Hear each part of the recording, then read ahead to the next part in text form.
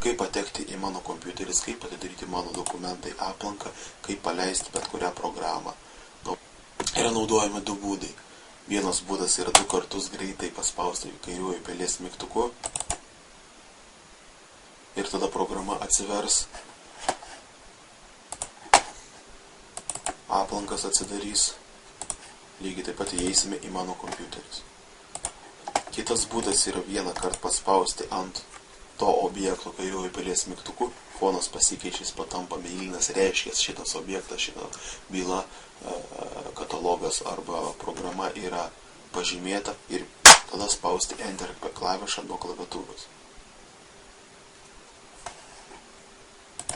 Pažymė mano dokumentai 1 kartą, kairiuoju pelės mygtuku, spaudžiam Enter nuo klavišą nuo klaviatūros, lygiai taip pat mano kompiuteris, 1 kartą kairiuoju pelės mygtuku ir Enter klavišą nuo klaviatūros.